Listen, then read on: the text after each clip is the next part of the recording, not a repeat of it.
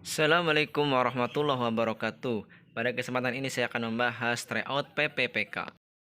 Langsung saja soal yang pertama. Untuk membantu perkembangan siswa secara maksimal, guru dapat menggunakan strategi pembelajaran yang bersifat demokratis. Salah satunya menggunakan metode diskusi. Hal ini dilakukan untuk mengembangkan diri siswa pada aspek. Jawaban yang tepat adalah D, kepribadian. Seorang guru dapat menggunakan strategi pembelajaran yang bersifat demokratis dengan menerapkan model bimbingan bagi siswa, baik secara individu maupun kelompok, salah satunya dengan metode diskusi. Hal ini dilakukan untuk dapat membantu perkembangan sosial siswa secara maksimal. Soal nomor 2. Suatu teori belajar dikembangkan untuk membangun prinsip-prinsip belajar secara ilmiah. Ini merupakan tujuan dari teori belajar.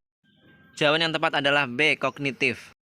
Kita analisis istilah. Insight adalah pemahaman terhadap hubungan antar bagian dalam suatu situasi permasalahan dan menganggap bahwa insight adalah inti dari pembentukan tingkah laku. Teori conditioning belajar adalah suatu proses perubahan yang terjadi karena adanya syarat-syarat yang kemudian menimbulkan respon. Teori koneksionis adalah salah satu teori belajar yang berasal dari aliran behaviorisme. Behaviorisme sendiri adalah salah satu aliran dalam psikologi yang ada pada dasarnya menaruh perhatian pada berbagai aspek perilaku manusia yang dapat diamati dan diukur. Dalam mendefinisikan perilaku, teori belajar kaum behaviorisme menekankan perubahan dalam perilaku sebagai hasil dari koneksi atau asosiasi stimulus respon yang dibuat oleh pelajar. Soal nomor 3. Jika siswa terlihat bosan dan tidak antusias mengikuti pembelajaran, guru sebaiknya melakukan hal-hal berikut kecuali. Jawaban yang paling tepat adalah D, menyarankan siswa untuk menahan kebosanannya. Salah satu hal yang dilakukan oleh guru untuk mengatasi kebosanan dan ketidakantusiasan siswa dalam pembelajaran adalah dengan menggunakan variasi strategi pembelajaran. Dengan demikian, guru dapat melakukan variasi strategi pembelajaran dengan pembelajaran inovatif, seperti pembelajaran berbasis permainan atau game, pembelajaran aktif, active learning, pembelajaran di luar ruangan, dan pembelajaran inovatif lainnya. Soal nomor 4. Dalam proses pembelajaran di kelas, seorang guru mengidentifikasi kesiapan siswa seperti tidak mengantuk saat di kelas, tidak mengalami gangguan panca indera seperti mata dan telinga, tidak mudah lesu di kelas, dan siswa dalam kondisi sehat. Kesiapan siswa dalam proses pembelajaran yang dimaksud adalah. Jawaban yang paling tepat adalah A, kesiapan fisik. Bagi guru, mengetahui kesiapan siswa dalam proses pembelajaran merupakan hal yang sangat penting. Hal ini dilakukan guru agar dapat memberikan tindak lanjut atau saran tertentu untuk mempersiapkan kondisi siswa dalam proses pembelajaran. Identifikasi kesiapan siswa yang ditandai dengan siswa tidak mengantuk saat di kelas, siswa tidak mengalami gangguan panca indera seperti mata dan telinga, siswa tidak mudah lesu di kelas, dan siswa dalam kondisi sehat merupakan bagian kesiapan fisik dalam proses pembelajaran. Soal nomor 5. Menurut Piaget, ciri-ciri perkembangan intelektual siswa yang ditandai dengan kemampuan siswa dalam mengklasifikasikan objek pada tingkat dasar secara tunggal dan mencolok adalah tahap. Jawaban yang paling tepat adalah B, praoperasional. Menurut Jean Piaget, tokoh psikologi kognitif, perkembangan intelektual kognitif anak dan remaja siswa dibagi menjadi 4 tahap. Itu tahap sensori motorik 0-2 tahun, tahap praoperasional 2-7 tahun, tahap operasional konkret 7-11 tahun, dan tahap operasional formal 11-15 tahun. Ciri perkembangan intelektual siswa tahap praoperasional meliputi self-control-nya sangat menonjol, dapat mengklasifikasikan objek pada tingkat dasar secara tunggal dan mencolok, tidak mampu memusatkan perhatian pada objek yang berbeda, mampu mengumpulkan barang-barang menurut kriteria, termasuk kriteria yang benar, dan dapat menyusun benda-benda secara berderet tetapi tidak dapat menjelaskan perbedaan antara deretan. Soal nomor 6. Ari dalam mengikuti kegiatan pembelajaran di kelas bersikap acuh tak acuh. Berikut ini yang sebaiknya dilakukan oleh guru adalah. Jawaban yang tepat adalah yang A, mengajak diskusi Ari secara personal untuk mencari solusi masalah. Soal nomor 7. Anggapan yang keliru atau miskonsepsi terkait siswa yang berbakat adalah. Jawaban yang tepat adalah yang C, siswa yang berprestasi adalah siswa yang berbakat. Soal nomor 8. Berikut ini adalah cara meningkatkan kemampuan siswa dalam hal kemampuan penalaran dan berpikir. Jawaban yang tepat adalah yang A, memberikan stimulan siswa dengan soal penalaran tinggi. Soal penalaran tinggi merupakan salah satu soal yang mengukur kemampuan berpikir tingkat tinggi atau biasa disebut soal hot. Ada juga yang menyebut dengan soal non-rutin. Merupakan soal yang tidak dapat diselesaikan dengan menggunakan prosedur penyelesaian soal biasa. Biasanya soal penalaran tinggi merupakan soal pemecahan masalah. Soal nomor 9, berikut ini merupakan cara yang dapat dilakukan guru untuk mencegah terjadinya tindakan amoral di kalangan siswa SMP, kecuali. Jawaban yang tepat adalah yang A. Guru terus menumbuhkan selfifikasi siswa. Guru dapat melakukan kegiatan preventif dalam mengatasi terjadinya tindakan amoral di kalangan siswa SMP, antara lain guru menanamkan nilai keagamaan yang melarang tindakan amoral, guru memberikan penjelasan kepada siswa akibat tindakan amoral, dan guru menjelaskan dampak tindakan amoral bagi siswa, keluarga, dan masyarakat. Soal nomor 10. ASI memperoleh nilai yang rendah pada tes harian materi garis singgung lingkaran. Guru matematika ASI menemukan bahwa ASI tidak dapat memodelkan permasalahan dari gambar yang diberikan. Kesulitan belajar ASI adalah. Jawaban yang tepat adalah yang C. Visual Spatial Relationship. Barrett mengelompokkan kesulitan belajar matematika ke dalam 3 jenis kesulitan. Yang pertama memori, yakni kesulitan siswa dalam mengingat fakta dasar atau turunan dasar. Yang kedua reasoning and logical thinking, penalaran dan berpikir logis, yakni kelemahan siswa dalam penalaran dan berpikir logis. Dan yang ketiga adalah visual spatial relationship, itu kelemahan dalam keterampilan visual dan spasial atau keruangan. Nomor 11. Belajar pada hakikatnya merupakan proses pembentukan hubungan antara stimulus dan respon. Pernyataan tersebut merupakan teori belajar dari. Jawaban yang tepat adalah C. Thorndike. Teori belajar stimulus respon dikemukakan oleh Thorndike. Ia menemukan bahwa hakikatnya belajar merupakan proses pembentukan hubungan antara stimulus dan respon.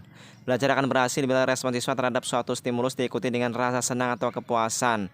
Rasa senang atau kepuasan ini bisa timbul akibat anak mendapatkan pujian atau hadiah.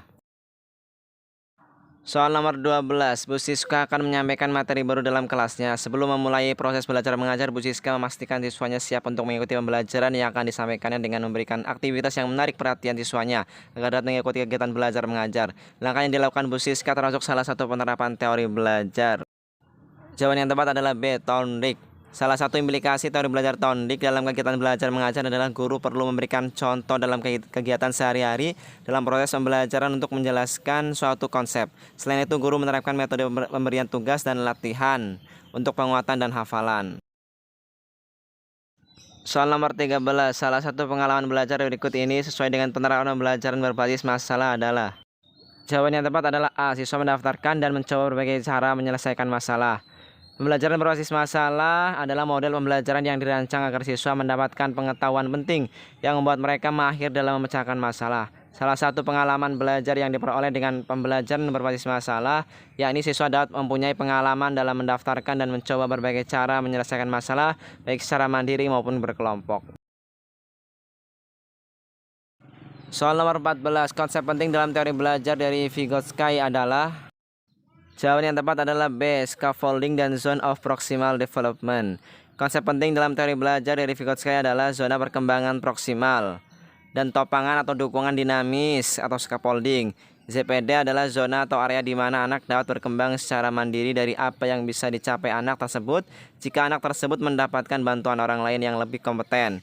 Bantuan yang bertujuan agar anak mampu mengerjakan tugas atau soal-soal yang lebih tinggi tingkat kerumitannya daripada tingkat perkembangan kognitif yang aktual dari anak yang bersangkutan disebut topangan atau dukungan dinamis. Soal nomor 15, klarifikasi, meminta siswa memberikan alasan, meminta kesepakatan pandangan, meminta ketepatan jawaban, dan meminta jawaban yang lebih relevan adalah bagian dari. Jawaban yang tepat adalah D. Teknik pertanyaan pelacak yang dilakukan oleh guru. Salah satu komponen keterampilan bertanya dasar dan lanjut adalah penggunaan pertanyaan pelacak. Jika jawaban yang diberikan siswa dinilai guru benar, tetapi masih dapat ditingkatkan menjadi lebih sempurna, maka guru dapat mengajukan pertanyaan pelacak kepada siswa tersebut. Teknik pertanyaan pelacak yang dapat digunakan guru diantaranya adalah klarifikasi, meminta siswa memberikan alasan, meminta kesepakatan pandangan, meminta ketepatan jawaban, meminta jawaban yang lebih relevan, meminta contoh, dan meminta jawaban yang lebih kompleks. Soal nomor 16, salah satu contoh kegiatan apersepsi dalam membuka pelajaran adalah. Jawaban yang tepat adalah B. Menanyakan siswa yang tidak masuk. Dalam RPP, kegiatan membuka pelajaran biasa disebut kegiatan pendahuluan atau kegiatan awal pembelajaran. Isinya meliputi penyampaian apersepsi, tujuan pembelajaran yang akan dilakukan, dan pemberian motivasi. Kegiatan apersepsi berisi penyampaian materi yang terkait dengan materi yang akan dibahas dan yang telah diketahui atau dikuasai siswa sebelumnya, baik pertemuan sebelumnya atau kelas bahkan jenjang sebelumnya. Soal nomor 17, model pembelajaran berbasis proyek memiliki karakteristik aktivitas yang berbeda dengan model pembelajaran lainnya. Berikut ini pernyataan yang benar terkait aktivitas siswa dalam model pembelajaran berbasis proyek adalah. Jawaban yang tepat adalah yang A. Aktivitas belajar menuntut keterampilan siswa yang multi aspek. Pembelajaran berbasis proyek adalah model pembelajaran yang melibatkan siswa dalam suatu kegiatan atau proyek yang menghasilkan suatu proyek. Aktivitas siswa dalam pembelajaran ini adalah mendesain proyeknya sendiri, menyelesaikan proyek secara berkelompok, dan mempresentasikan produk yang dibuat. Dalam mengikuti kegiatan ini, siswa dituntut mempunyai keterampilan siswa yang multi aspek. Soal nomor 18, pembelajaran yang bermakna mendorong siswa untuk lebih. Jawaban yang tepat adalah A. Memahami.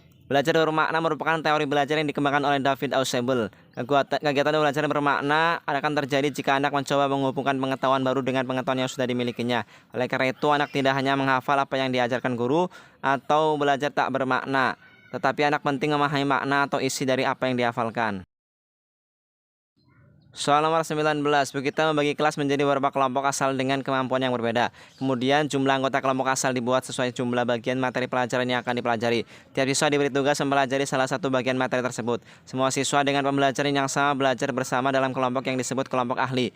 Selanjutnya siswa dalam kelompok ahli mendiskusikan bagian materi tersebut, serta menyusun rencana teknik menyampaikan bagian materi tersebut ketika kembali ke kelompok asal.